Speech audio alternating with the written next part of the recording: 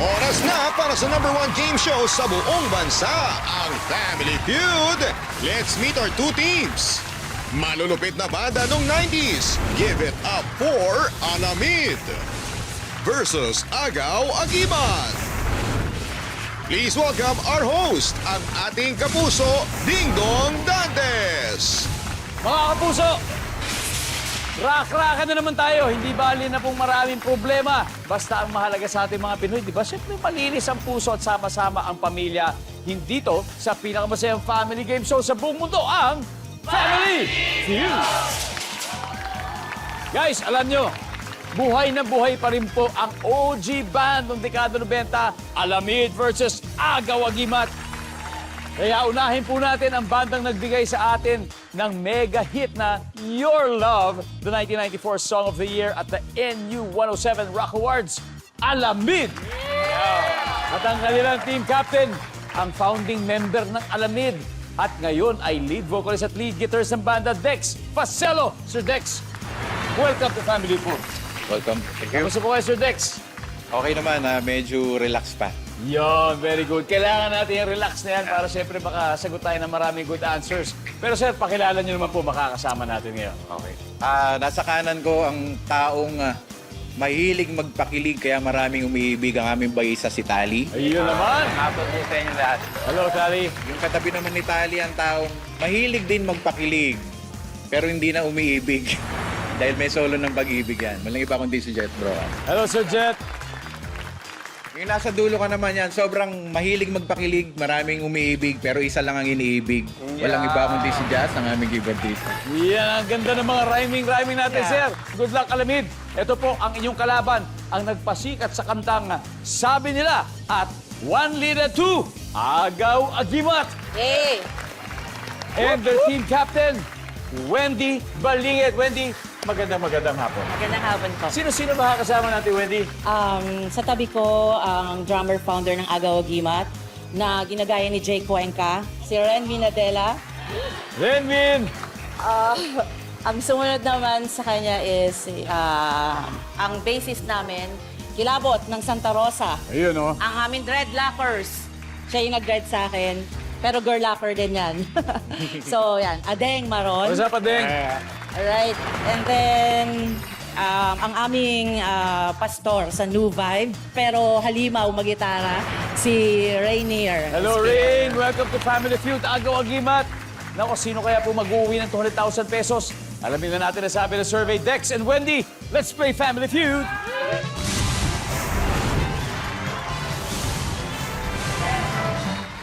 Good luck po sa inyo. Top 6 answers are on the board. Saan pwedeng sumabit ang pinalilipad mong saranggola? Wendy, Sa wire. sa wire. Mga electrical wire. Diba, nandyan ba ang wire? Pwede. Pero Sir Dex, pwede pa mas mataas kaya pwedeng sumabit ang pinalilipad mong saranggola. Sampayan ng damit. Sampayan ng damit. Totoo yan. Sa bagay, may wire din doon. Pero iba to, sampayan ng damit. Pero mas mataas yung wire. Pass or play? Play. Alright, let's play. Round 1, Agaw Agimat. Renmin, saan pwede sumabit kaya ang pinalilipad mo sa saranggola? Sa puno. Noon, siyempre sa puno. Nandyan ba ang puno? Top answer! Top answer. Puno ng nyog, madalas yan. Ako, Adeng, saan kaya pwedeng sumabit ang pinalilipad mo sa saranggola? Antena. Sa antena. Antena ng TV. Mga old school. Survey says... Wala kaya doon. Rain, saan kaya pwedeng sumabit ang pinalilipad mong saranggola? Sa poste. Sa poste. Hindi rin yan sa poste yan. Nandiyan pa yan sa poste. Yes, shoot! Wendy, saan kaya pwede sumabit ang pinalilipad ng saranggola? Sa bubong ng bahay. Yan! Yun na inaantay natin. Sa bubong! Yes, sir! Remy, nung bata ka pa, nagpapalipad ka sa saranggola.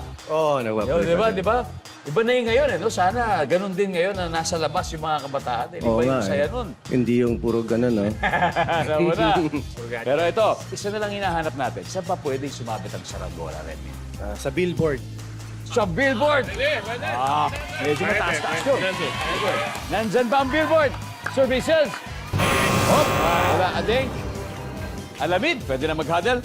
Ito, ano kaya ito? Isa na lang hinahanap natin. Siguro sa building. Kung sa city ka nagpapalitan. Oho, pwede rin yun siguro sa building. Kung may billboard, baka may building. Survey says, pero wala. Ito mo, alam na. Ito. Mukha halata lang nagsasaranggola si Just. Ito, saan pwede sumabit ang pinalilipad mong saranggola? Sa tower. Sa tower. Jet? Sa building. Building. Tali? Sumabit sa kabit. Sumabit sa kabit. Halit yun, ha? So, Dex, saan pwedeng sumabit ang pinalilipad na saranggola? Eto, nakita ko na to eh. Pwede to sa tower. Sa tower. Tower. Ha? Mali! Nandyan kaya? Mali! Nasa tower kaya yan, magkakaalaman. Services Tower.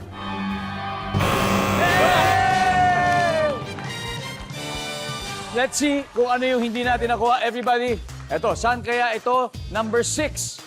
Sa aeroplano. Grabe, taas naman ng lipad na yun. Taas pa nga yung tower. Pwede, oo. Alam nyo, minsan may mga kalokohan talaga na sagot dito, pero yun talaga yung lumalabas. Yun talaga yung sa survey. Aeroplano. Sakay na ko. Ito, binanatan agad ng agaw agimat ng power chords. Kaya power din ang score nila to the tune of 81 points. Habang ang Alamid, siyempre, ay hahabol pa. Alright? Yeah. Round 1 pa lang naman. Pero hindi daw sila basta-basta susuko. Sanay silang tumugtog sa hostile crowd. Kaya yan ang dapat abangan sa pagbabalik ng Family Feud. Siguro ano yun, malapit sa airport nagkasaranggola. Siguro pag take off ng aeroplano, sumabit yung ano niya. Sumabit yun. Pag take off pala ng aeroplano, bakit aeroplano natin? Aeroplano? Puno kasi. And we're back! Sama-sama tayong magsayawan sa daan. Yan! Yan ang kantang pinasikat ng Alamid. Pero alam niyo bang kung ano ang bukang bibig ngayon? Sama-sama tayo manood ng Family Feud. O, di ba? Kakaiba rin. Pumasok din, di ba? Pero kaya laging thank you po at laging nakatune in po kayo sa mga kapuso natin dyan sa Mindanao. Lalong-lalo na po sa Iligan City, Lanao del Norte. Nako, thank you very much sa inyo. Sa mga taga-Remedios, Tiro Mualdez, Agusan del Norte, maraming salamat sa inyo. Sa mga taga-Cabacan North, Cotabato, thank you sa inyo. Dati Odin, Sinsuat, Maguindanao del Norte, maraming salamat din po. Gayon din sa City of Golden Friendship, ang Cagayan de Oro, maraming salamat sa laging pagiging super loyal viewers and followers ng Family Feud. Ngayon po, 90s bands ang magkakaharap. So far, Agaw Agimat leads with 81 points.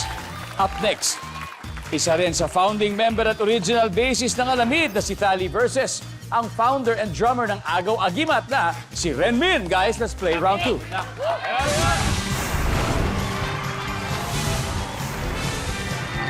Yeah! Yes, sir! Si Tali po ay kapatid, utol ni Dex. At siyempre, si Renmin man po ng Agaw Agimat nag-celebrate po ng 30th anniversary yung banda po ninyo. Yes, last year. Can you tell us about yung mga new songs or albums na kakalabas lang ninyo?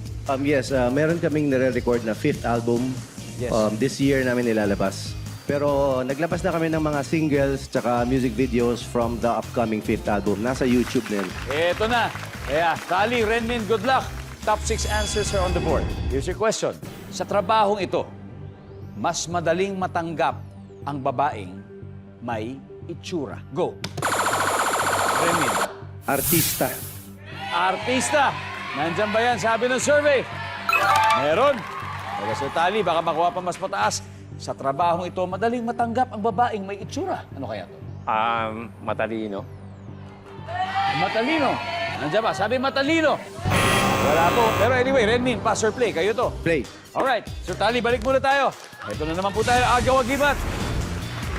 Alright, Ading. Sa trabaho ito, hinahanap natin trabaho, ha? Mas madaling matanggap ang babaeng may itsura sa trabaho na ito. Ano kaya ito? Siyempre, model. Model. Kung may artista, baka may model. Rain, sa trabaho ito, mas madaling matanggap ang babaeng may itsura. Flight stewardess. Flight stewardess. Mga ganyan. Nandiyan ba ang flight stewardess? Pwede. Wendy, sa trabaho ito, mas madaling matanggap ang babaeng may itsura. Sa mga corporate jobs, secretary. Corporate jobs, office secretary, mga ganon. Services. Wala, Renmin, ano pa kaya? May tatlo pa tayong hinahanap. Sa trabaho ito, mas madaling matanggap ang babaeng may itsura. GRO. GRO, Guest Relations Officer. Services. Yan. Dalawa na lang, Ading. Ano kaya? Anong trabaho kaya to? Sales lady. Sales lady. Pwede yan. Diba? Nandiyan ba ang sales lady? Uy! Labol, parang dapat nandyan yan. Alamid, time to huddle ulit. Rain, ito na ulit. Sa trabaho ito, mas madaling matanggap ang babae may itsura. Ano kaya to? Cashier. Cashier. Bakit kaya cashier? Ito yung palagay. Siyempre, ikaw yung haharap sa mga customers, so Okay, para pleasing personality, lalo kung malaki na yung babayaran mo. Di ba kailangan may good vibes kahit pa paano? Cashier. Services. Wala. Eto. Eto naman si Jazz. Alam na naman ni Jazz. Sinabi na, kuya. Car agent. Yeah. Sa trabahong ito, mas madaling matanggap ang babaeng may itsura. Ano kaya ito? Yes. Sa car dealer, car agent. Sa kotse. Si Jet. Ano kaya? Promo girl. Promo girl. Sir Thali. Promo girl. Promo girl din. Okay. Ako, Sir Dex, isang tamang sagot lang hinahanap natin sa trabaho. Ito, ano kaya trabaho ito? 2:1 to eh, siguro. Promo girl. Promo girl, okay. Mali. Sinunod niya ang dalawa sa kanyang teammates. Nandiyan kaya yan? Promo girl. Wala! Woo! Ano kaya ito? Tingnan natin. Everybody number 5, please. Dancer. O kaya number 2. Waitress. Nakakalimutan natin yung waitress. Nako, muling naagaw ng agaw ang himat ang mga puntos. Meron na 145 points. Alamid, babawi tayo sa susunod, ha? Dahil susunod, double points round na Jet. Yan lang po kayo at magbabalik ang Family Feud. You're watching Family Feud. Nagpapahinga po muna ang brain cells na ating mga contestants dito sa studio. Kaya it's time to tickle the funny bones sa ating studio audience. Ready na ba kayo sumagot? Siyempre, may pa-survey tayo sa inyo at ito na ang napakasimpleng tanong. Anong agimat ang meron ka? Okay. Ano pangalan mo? Eddie po. Eddie, anong agimat meron ka? Agimat kontra pangit. Wow! Ito, effective ba yung agimat na yun? Oo naman kayo dong. Wow, Kasi paano? magandang babae lang ang lumalapit sa akin. Ano ito? Dalawa pa. Alright, what's your name? What's your name? Kriza po. Kriza, anong agimat meron ka? Agimat kontra aswang papadong. Oh, ang lupit. Alin yung lumilipad na aswang? Hindi papadong, yun ang aagaw ng asawa.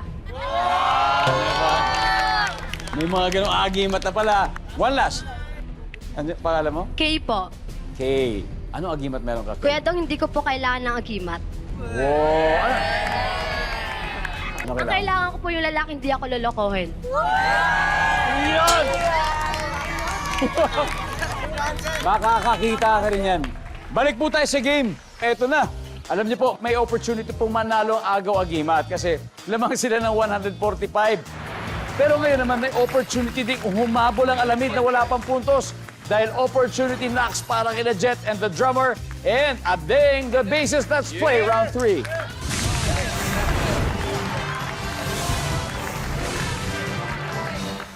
Top 6 answers are on the board.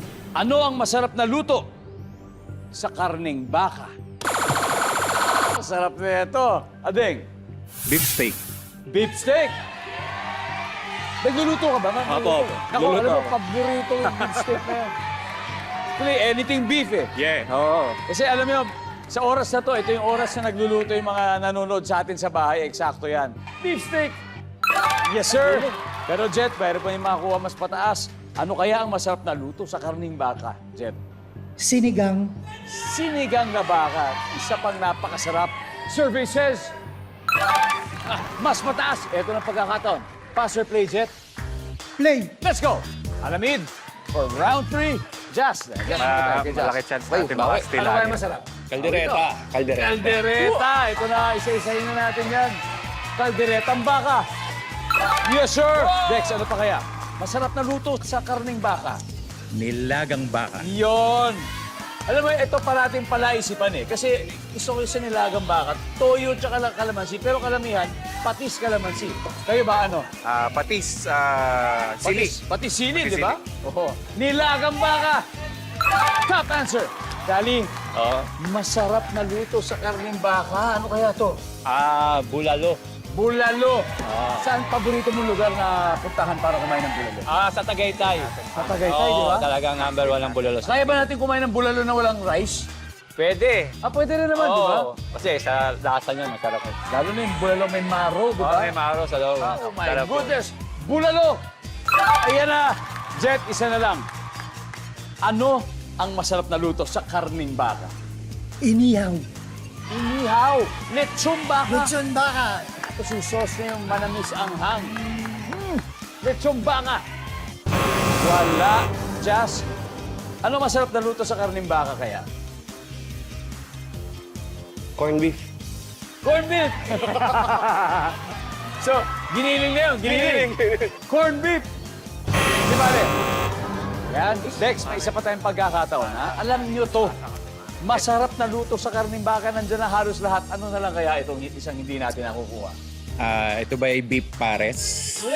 Kakaiba rin yun. Manamis-namis ang beef pares, no? Tapos masabaw. Naku po. Nakakagutom. Beef pares!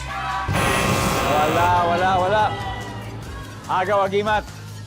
Pag nakuha nyo to, mukhang milya-milya na lamang nyo. Ano kaya to masarap na luto ng karning baka, Rain? Machado.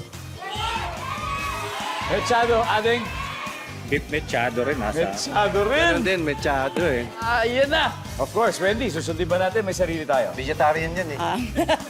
Machado. Mechado. Lalo na, gusto mo yung tomato sauce. Pag nakuha nila to, lalaki ang lamang nila. Kaya tingnan natin, nandyan ba ang mechado? Alamin natin yan sa pagbabalik ng Family Feud. Nakatutok pa rin kayo sa Family Feud. Shout out muna to sa mga nagluluto ng beef caldereta, beef steak. Maya-maya, sabay-sabay po tayo mag-dinner. Sandali na lang po, ha? Mga 1 round na lang ito. At may fast money pa. At sa mga nanonood naman sa ating live stream sa Facebook at YouTube, nako, comment lang po kayo dyan. Include your location para mabati namin kayo bukas at sa mga susunod na episodes. Now, bago po tayo nag-break, tinanong natin ang Agaw Agimat. Ano kayang luto na masarap sa karning baka? Ang sabi niyo ay mechado. Survey says...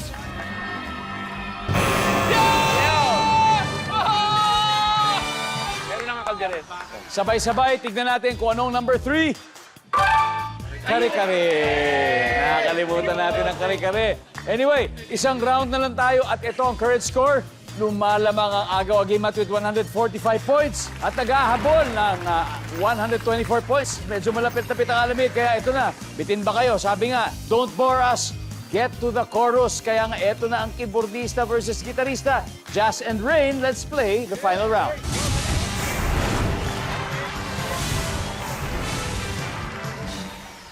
Eto, para sa ating dalawang magagaling na musicians. Good luck dahil times 3 na. Medyo dikit ang laban natin, guys. And 4 answers ang hinahanap natin. Anong karaniwang dahilan ng pagkasira ng cellphone? Jazz. Basag. Nabasag. Nasaan ba yan? Basag! Oh, wala. Okay. Ano ang karaniwang dahilan, ito dahilan, ng pagkasira ng cellphone, Ray? Nabagsak. Yan, nabagsak. Survey says... Top answer, Rain. Pass or play? Play. Final round. Just balik muna tayo. Ito na, Wendy. Karaniwang dahilan ng pagkasira ng cellphone. Wendy, ano kaya? Yung battery nag-overheat or nagka-problema yung battery. Yung battery. Survey, nandyan ba yan? Pwede, overcharging? Benmin, ano pa kaya? Dalawa na lang ito. Dahilan ng pagkasira ng cellphone. Nabasa. Nabasa. Na-experience mo na ba yun nabasa? Nabasa. Nako. Nalaglag. Sa pool. Hassle yun. Lalo siguro pag nahulog sa inodoro. Yes, sa kanal. Napaka-hassle Nangyari nun. sa amin yan. Nabasa, sabi ni Renmin. Survey says... Yes! Adeng, isa na lang. Ano kaya itong karaniwang dahilan ng pagkasira ng mga cellphone? Na virus. Yun! For the win. Na virus? Virus. Nandyan ba ang nabavirus? Survey says... Wala. Rain. Dahilan ng pagkasira ng cellphone. Nasira yung screen. Nasira yung screen. Survey says... Wala. Okay. Wendy, mahalaga to. Pag hindi natin nakakuha ito, kung makakastil sila, Wendy. Ano kaya ang karaniwang dahilan ng pagkasira ng cellphone? Yung na LCD. Nasira yung LCD, ganun din, same, screen. Anyway, naabutan din, it's time to steal. Final round to. Jazz, anong karaniwang dahilan ng pagkasira ng cellphone kaya? Nasira yung LCD, nagka-line. Nasira yung LCD, Jet, Naupuan. naupuan. Naupuan. Tally, ano pa kaya? Nasira yung LCD niya. Nasira yung LCD. Okay. Dex, ulitin ko anong karaniwang dahilan ng pagkasira ng cellphone? Meron mga sinabi sila, pero baka may sarili ka. LCD, yung isa naupuan na pisa, ano kaya sa'yo, Dex? 3 seconds. Naupuan. Survey says...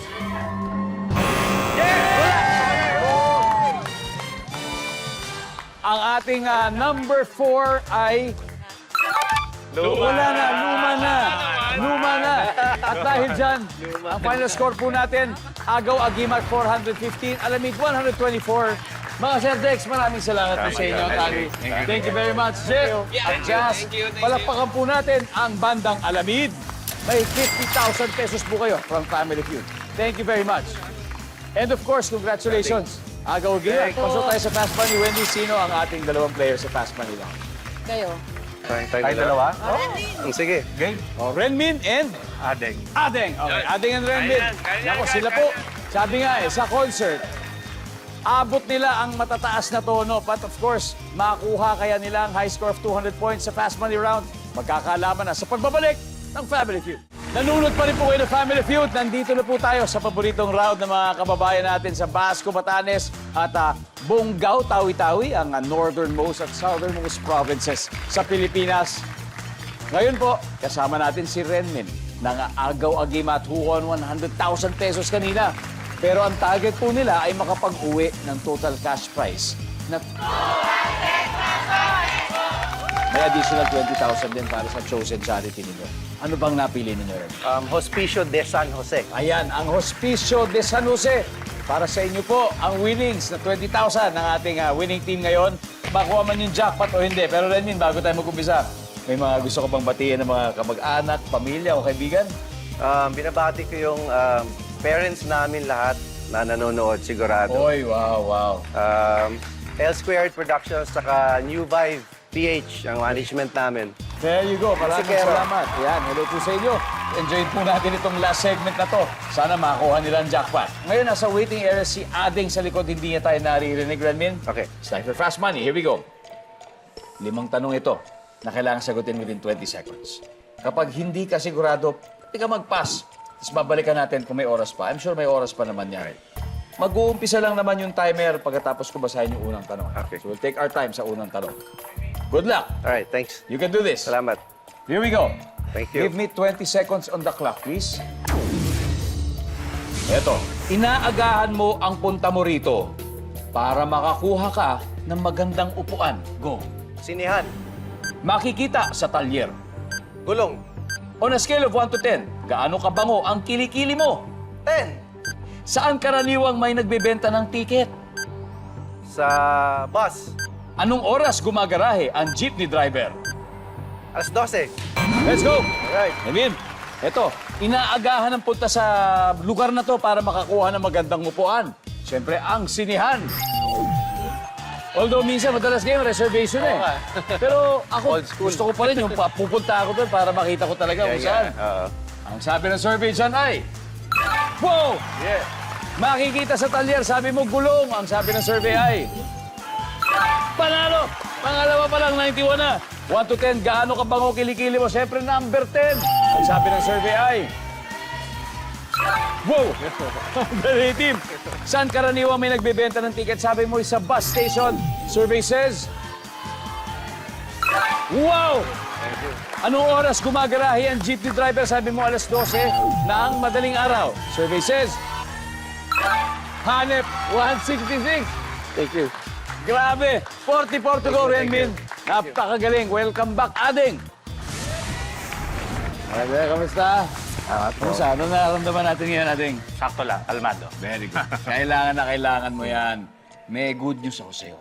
Si Renmin nakakuha ng 166. Ibig sabihin, 34 na lang ang kailangan mo.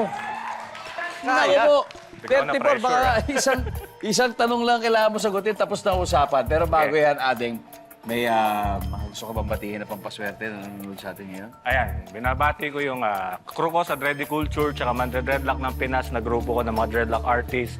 At syempre yung misis ko, tsaka yung anak ko na nanonood. Yan. Eto, 5 tanong na itatanong ko sa'yo. Pareho mga tanong na binigay ko kay Renmin. Pero ito, this time, you have to answer them within 25 seconds. Okay. Kung hindi ka sure, pwede ka naman mag-pass. Babalikan natin kung may Sige. oras pa. Pero, kapag marinig mo ito, ibig sabihin, nasagot na ni Renmin yun. Kailangan bigyan mo ako ng panibago.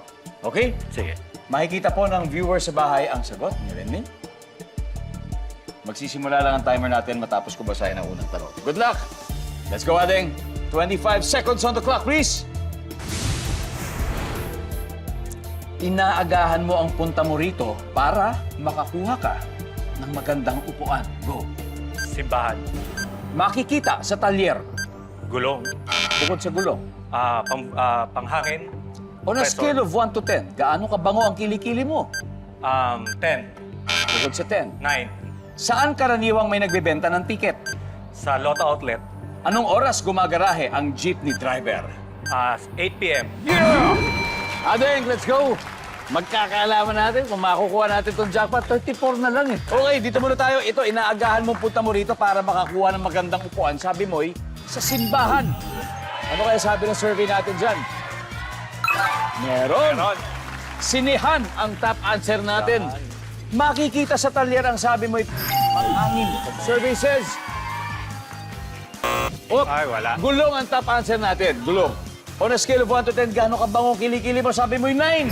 Survey says... Pwede. Dalawa ang top answer natin, 10 at 8. Kuha mo rin. Anong oras gumagarahe ang jeepney driver? Sabi mo'y 8 p.m. Ang sabi ng survey natin ay... Top answer. Huy! Hoy! Wala. Ang top answer natin dito ay 9 p.m. 9 p.m. Guys, 1 point to go, pero 1 answer away tayo, Ading. Sana meron. Saan karaniwang may nagbebenta ng ticket? Ang sabi mo ay sa Lotto Outlet. Pasok yan. 1 little 2, boom! Yes! Go! Tako! 1 little 2! Wow! Hanep! Wow! Congratulations, Agaw Agimat. You have won a total of 200,000 pesos. Munti ka na tayo dun. Ay, nako. Grabe. Ano masasabi mo, Ading, sa iyong pagkapanalo ngayon? Ang galing, mas kinabahan ako ngayon, ha? Di ba? Kasi 1 point lang pa. Hindi, kaya nga eh. Kala ko naman mga 10, pero grabe. Sabi ko sa'yo, Makikita di na. ba? Isang point. Wow. Grabe. Anyway, with that, we end on a high note. Thank you sa 90s bands na nakasama po natin ngayon. Maraming salamat. Thank you. Maraming pong salamat sa inyo. At good luck sa mga paparating na gigs, paparating na shows. Mabuhay po ang OPM. Maraming salamat, Pilipinas. Ako po si Ding Dong Dantes. Araw-araw na maghahatid ng saya at papremyo. Kaya makihula at manalo dito sa Family Feud.